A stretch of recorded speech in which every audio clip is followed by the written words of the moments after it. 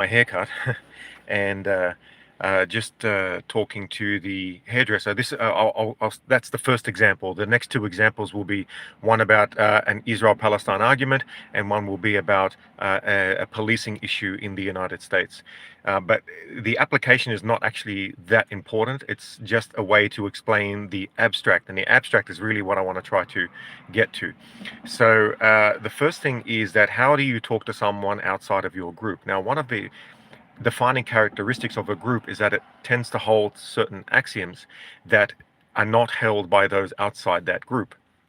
And in fact, you can almost define a group by the axioms that it holds or that the members hold. So I'll give you an example. I came to the hairdresser today, and the hairdresser, or the barber, sorry, the barber said, "Are you early this time?" And then he laughed.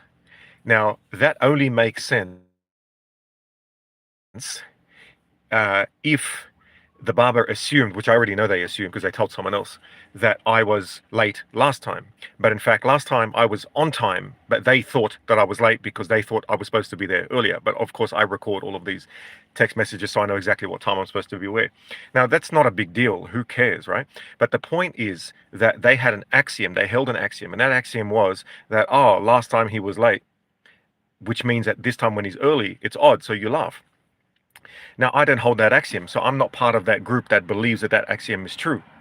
So what do, right? Now, if I'm not aware of anything that just happened and that I just told you about, and I'm just randomly living my life, I would be like, why is she laughing? Or why is he laughing? That's weird.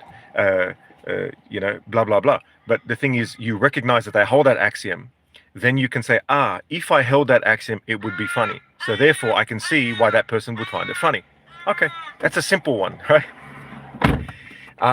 So what is the point? The point is that when you talk to someone outside of your group, if you are trying to convince them of something, one, you have to assume that they're going to be convinced based upon arguments.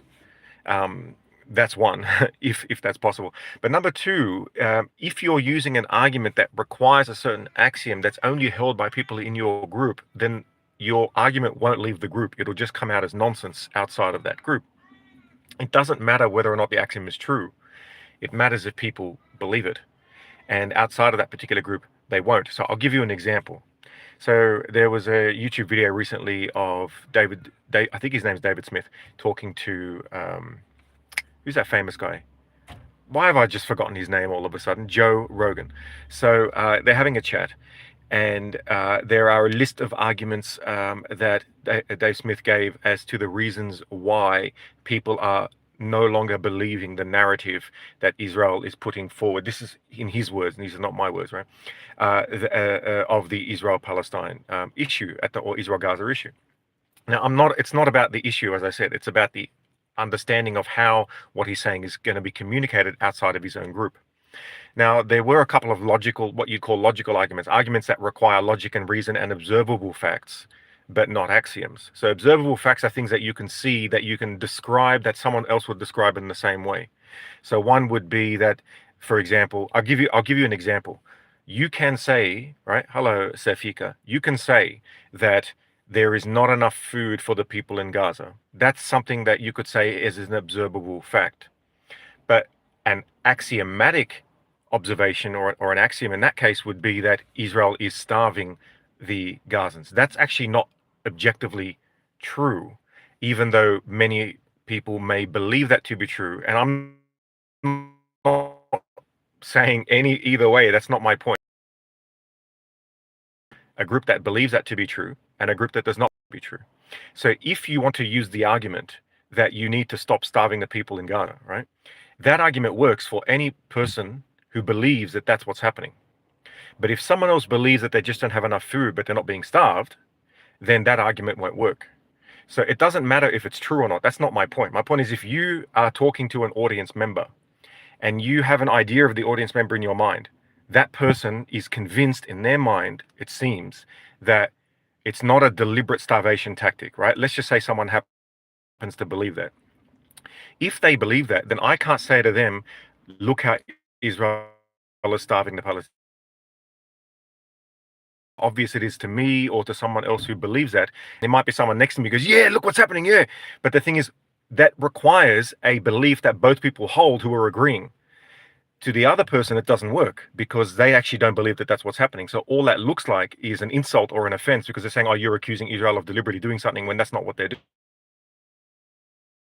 doing. That's what I'm trying to get to. It's not about Israel or Palestine, this video, right?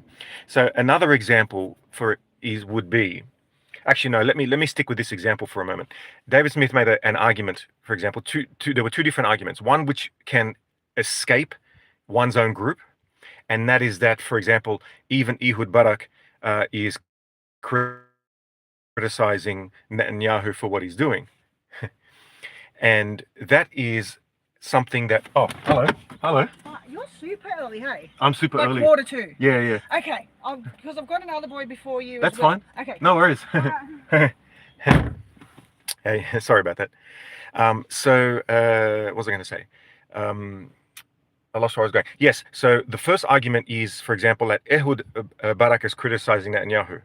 I sneak out in the middle of the night to take a dump on my neighbor's doorstep. Wow, interesting. And and this is what happens. That's something that can work outside of your own group because that's something observable and objective that you can use. Now, an argument that's not objective would be to say that Israel's propaganda is no longer working. Now, you might say, well, what's the difference? Well, the difference is that it requires the listener to have a belief that what Israel is doing is propaganda. Now, that might be complex, but I'll slow it down a bit, right? So it doesn't matter if that's actually true, right? But it matters that someone believes that to either be true or not true. So let's say there is someone who says Israel is not putting through propaganda, they're putting through the truth, but no one believes them. Now, if you say to that person that Israel's propaganda is showing now on alternative media, the other person's not going to hear what you're saying. What they're going to hear is you're saying, oh, you're trying to reduce what's really going on and the seriousness to just demonizing and saying that it's all propaganda. So therefore, your message doesn't get through. Now, the reason it doesn't get through is because the message you're using requires an axiom that the listener does not hold, because that's how, in that case, your message does not leave your group. So it's like trying to throw a rock and get it out of the Earth's gravitational hold. You throw it and then it just comes back down. It doesn't get out. You want it to get out, you've got to use a different type of power. So if it is that you want that particular thing out, you've got to use an argument that does not require that axiom, okay? Because the axiom pulls it back in. Okay, so I'll give you another example. So for example, we look at police brutality in the United States, and you'll see, for example, many people will say that their experience with all police is negative, right? Now, if someone holds that belief as well, rightly or wrongly, that's not my point. If someone holds that belief, then that argument works. So, for example, the first person says the police treat all of us bad. All police treat all of us bad, whoever that us is, right? The other person who hears that already has that belief because that's their experience. So then they say, yeah, that's right, that's right. So therefore, we have to shut down the police or whatever we have to do, right? Now, that may be true, but the point is that there is someone who hears that who has not had those experiences. And the problem is that because they haven't had those experiences, then that argument's not going to work for them. So if you say, therefore, the police, this has to happen based upon the first axiom, then the argument falls because the argument's based on an axiom that the listener does not hold. So the argument makes no sense. Okay. So therefore, what do you do? Well, you use an argument that's based on something that is more of an objective fact. So this happened, of course, when we saw on video that particular police officer put his neck on the knee. Put his knee on the neck of I think his name was George Floyd. Sorry, and because of that, it was obvious to everybody in Australia and everywhere in the world, that this cop was doing something that was going to be very impossible to defend. So what does that mean? That means that the axiom that we're all using is something that we all have in common. When you say, look what this guy did to that person, we can all see the video and we can see, wow, this guy's freaking guilty, right? So that's the difference. So for example, if you are, let's just say of a community, I pick African American, but it doesn't matter. It can be any particular community that, hello, where you at, dude? Australia, my friend. If you are of a group that definitely believes, rightly or wrongly, that their experience is that this is what happens, and they want to convince someone not of that group. You can't say something like, "Oh, you don't understand because you're not of my group." Because it requires someone to believe that they can't understand something unless they're in your group, which to them is going to be insulting. So you can't do that. What can you do? You can use arguments and say, "Look, I know you don't see it, for example. I know I see it because that's my experience. But look at this particular thing on TV." But then, of course, you can have other problems where someone will put on TV something fake, which is happening now all the time for people to try and push their agenda. So anyway, this is you're new here. Me too, my friend. Anyway, that was the end of what I said. I hope that was not too confusing. I will look at it again and see if it was. And if it was, I'll do another video. But we'll see how we go. Anyway, talk to you later. Always a pleasure. Take life one smack at a time.